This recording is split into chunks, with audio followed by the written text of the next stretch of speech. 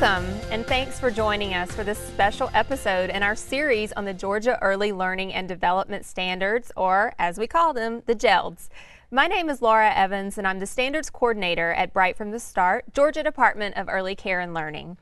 I've heard from many of you that you love the GELDS and you're ready to get started, but I've also heard that some of you have some questions about exactly how to use the GELDS to meet the standards for quality rated. I hope after today's webinar, you'll be able to walk away with some answers to your questions about the connection between the two. To help me today, I have Dr. Laura Johns, who is the Director of Quality Initiatives from Bright from the Start. Welcome, Dr. Laura. Very excited to be here again. Yeah. If you haven't already, I encourage you to go back and watch some of our other webinars for specific information on the GELDS. You can find all of these informational webinars on our website, gelds.decal.ga.gov. But before we get started, I want to review the background and structure of the GELDS. The GELDS are the result of an alignment study and revision project that began in 2010. Our goal was to improve the quality of Georgia's early learning standards and therefore our early learning programs, and provide a better alignment with the Common Core Georgia Performance Standards for K through 12. So now we have our GELDS, and they will take the place of the GELS for birth to 3 and the pre-K content standards, creating one research-based and aligned set of standards for birth to 5. The structure looks like this. There are 5 learning domains, and under each domain you have areas of learning or strands. First, you have physical development and motor skills, and under that domain you have health and well-being, use of senses, and motor skills. The next domain is social and emotional development, and under that domain you have developing a sense of self, self-regulation, and developing a sense of self with others, those crucial skills with peers and adults. The third domain is approaches to play and learning. And under this domain, you have initiative and exploration, attentiveness and persistence, and play. The fourth domain is communication, language, and literacy. And under that domain, you have your receptive language, which are those listening skills, expressive language, early reading, and early writing. And the final domain, cognitive development. Under this domain, and this domain's a little different, you have subdomains. You have your math, science, social studies, creative development, and cognitive processes, those thinking skills and problem-solving skills. Now that we've had a chance to go through the background and structure of the GELDS, I'm going to turn it over to Dr. Laura Johns to give us an overview of the quality rated program and to help us see the connection between the GELDS and quality rated. Dr. Laura? Great. So Quality Rated is such an exciting program. It's a systemic approach to assess, improve, and communicate the level of quality in early care and education programs.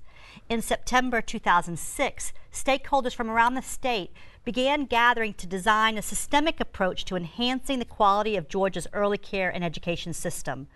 Bright from the Start facilitated a great discussion that included diverse voices from around the state to inform the development of the quality rating improvement system in Georgia.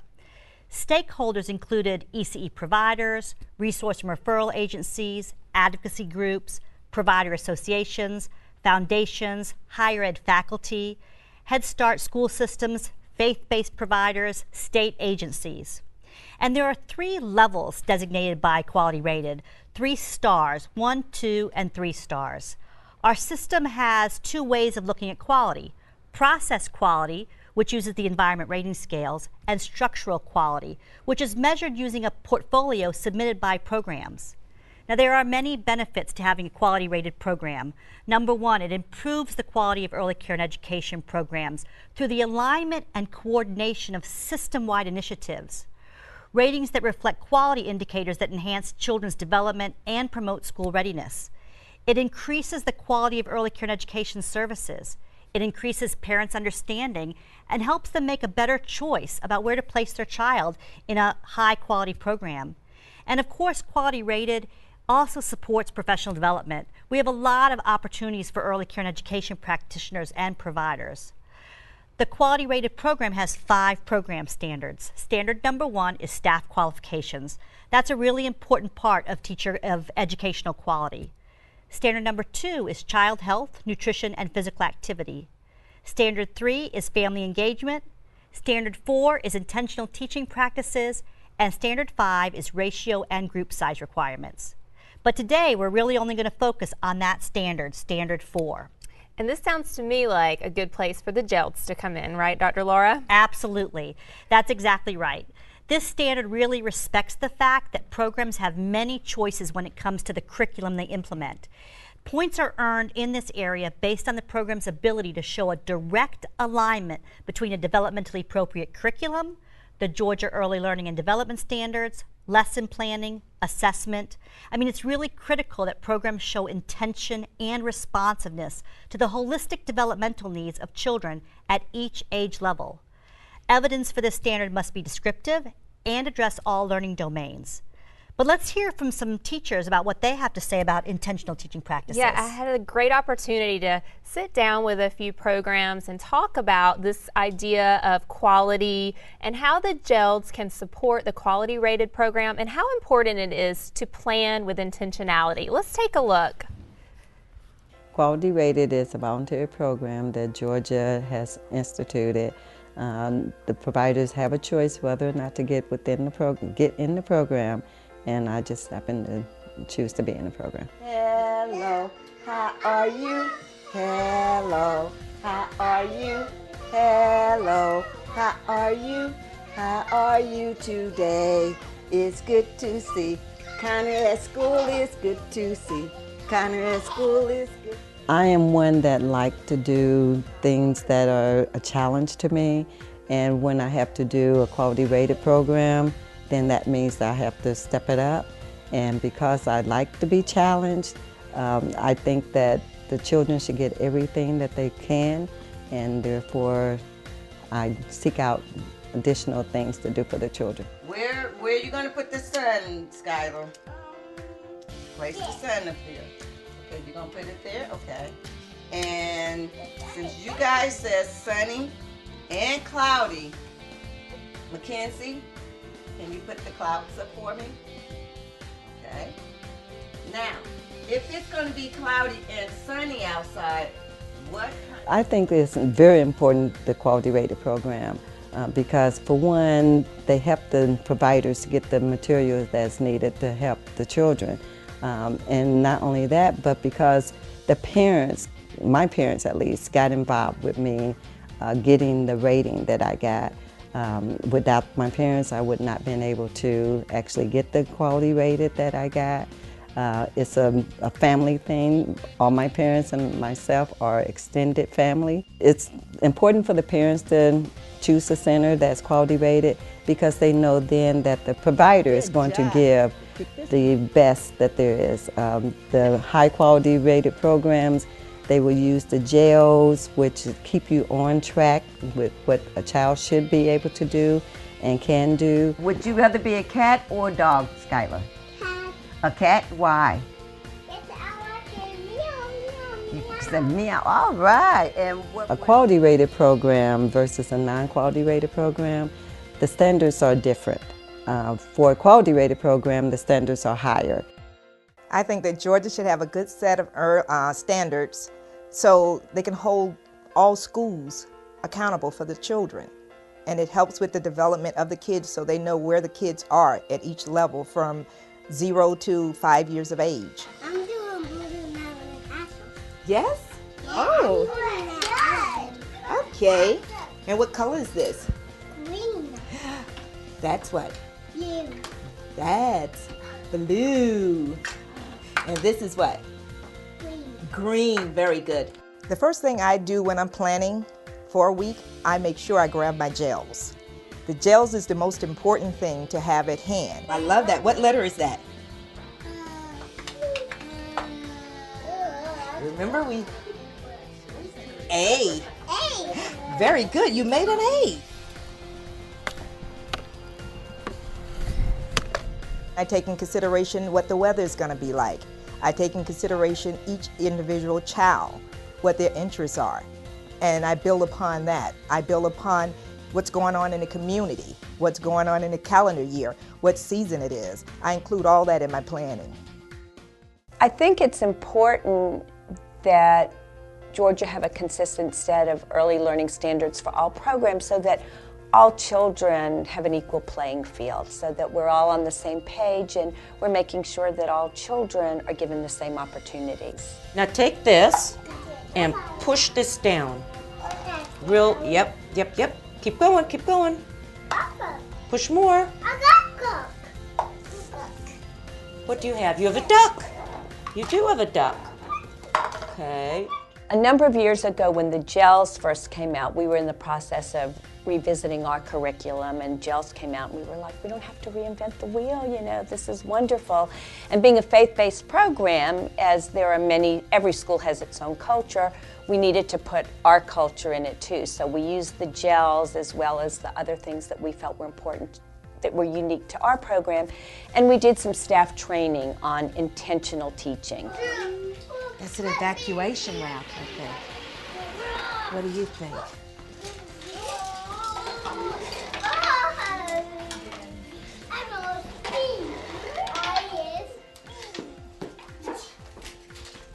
Our teachers use the lesson plans. They submit them to me. They have to put the benchmarks or the standards that they're working on. And even more important than their lesson plans, I get an email from them every week that also goes out to the parents that details what went on this week. So the lesson plan becomes a narrative at the end of the week, and the parents are given information about, you know, in this particular activity, we did this, and these were the skills that it developed. So I read them, we talk about it, and it's a team effort so that we're very involved with each other and how these standards occur. Here's this. That's red. That's red. Say open. Ta-da! Christine, do you want a different color? 2 hands. You're going to write with 2 hands? I think the new set of standards going from 0 to 5 is great because you don't stop at preschool and then look at something else as they're going into pre-K. It's all encompassing, and you just have a better chance, and it's all on the same page. And I think the fact that it's now aligning with the core curriculum for kindergarten is really good, because I think often there's a disconnect between what happens in the preschools and the expectations when they go into the kindergarten and up. We seem to do what's developmentally appropriate, and we have to make sure that that continues to happen and that we're preparing children for where they are now, but that message that we do have to have them ready to go into a different setting, but how do we do it in a developmentally appropriate way? And so I think these standards going from 0 to 5 will give us that whole picture, and it's really good that it's aligned. I mean, now, you know, what we're doing just falls into what should be happening when they go to kindergarten. I loved how passionate those programs were about intentional teaching, the GELDS, quality rated, all of those things. But I just noticed that we have some new faces around our table, so let's meet them. Great. So I brought a preschool teacher with me. This is Tom Fleming, and an infant toddler teacher, Deanna Palmer. Thank you so much for being here with us today. Thank you. Thank you for having me. And it sounds like we really want to focus on this word intentionality. So let's start there. Deanna, can you talk to me about intentionality and the role it plays for you as an infant toddler teacher? Intentionality is vital in early childhood education. As educators, we want to promote optimum learning experiences that provide and support developmentally appropriate practices and a love for learning. Yeah, absolutely. Would you add anything from a preschool perspective? I agree. Intentionality is extremely important, and from a teacher aspect, it's important for me to plan with intention because it holds me on task, and it helps me to understand and remember why I'm planning an activity. It also helps families to understand why it is I'm planning this activity and what the children are going to get from that activity. So critically important to include the families in your planning and intentional teaching practices. Absolutely. Yes, absolutely. So why don't we show them an example of a lesson plan?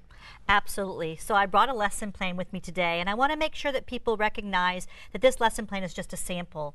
What I love about it, though, is that it really reminds the teacher to focus on each of the developmental domains mentioned in the GELDS each and every day.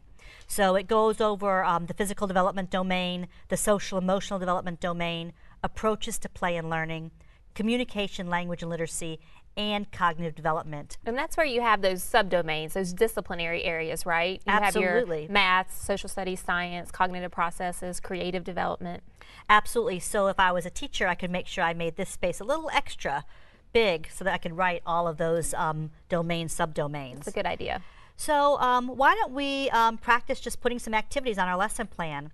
So Tom, let's start with you. Okay. You work with preschoolers. I do. Do you have a favorite domain that you like to work with? Communication, language, and literacy is something that's a lot of fun to do and important as well. And what kind of activities do you do to support communication, language, and literacy? Children really love books, children's books, being read to, using them to look at, retell the stories from. So there's kind of a built-in interest there already. So I usually, depending on my observation and documentation, go to the public library on the weekend and find some books that reflect the interest of the children in my classroom. So the activity under communication, language, and literacy would be Story time. Story time, absolutely. Get together as a class. Great. So I'm going to just tighten up here on my lesson plan a little bit to this language and literacy, communication, language, and literacy, and I'm just going to write in storytelling. And Tom, could you tell me exactly what standard you'll be working on? It's the standard CLL2. The child will acquire vocabulary introduced in conversations, activities, stories, and/or books. Wonderful. And is there a specific indicator that you're working on? There is. It's age-appropriate indicator CLL2.4b. Connects new vocabulary from activities, stories, and books with prior experiences and conversations. Perfect. So that's exactly how we would code it on our lesson plan. Wonderful. So that sounds really easy from a preschool teacher. Let's talk to an infant toddler teacher.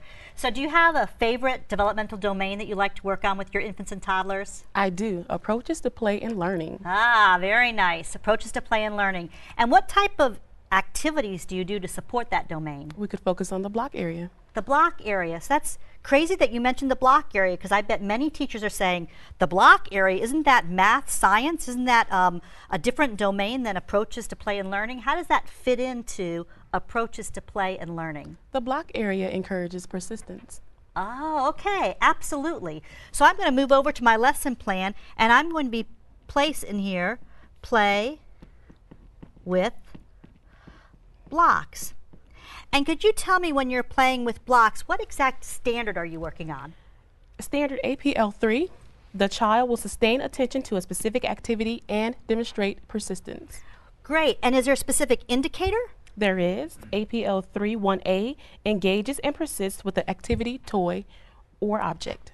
Great. So we would place the activity in the activity box, and then we would code it with the GELDS. And then hopefully your parents would have a copy of the GELDS so they could read all about the discrete indicators within the standard and the indicator. Wonderful. Thanks for that help. You're welcome.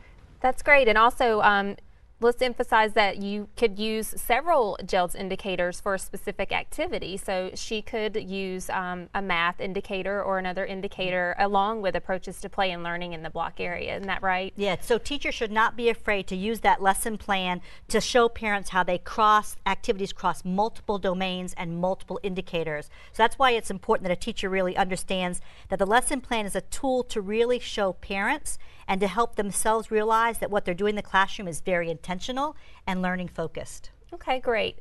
I want to thank you guys for coming. Dr. Laura Johns, Tom, Deanna, thank you so much for joining us today. You've really been helpful in helping us make the connection between quality rated and the GELD. Before we wrap today, I want to take a look at a diagram that many of you are very familiar with by now. It illustrates the connection between the GELDS and curriculum and instruction.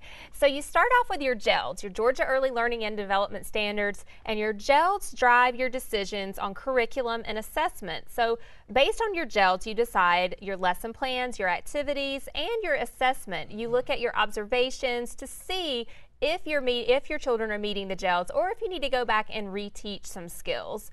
I also encourage you to visit our website, www.gelds.decal.ga.gov, for more information, including a searchable database of all the standards. You can also find video clips that are attached to each age-appropriate indicator, and you can find other resources, parent resources.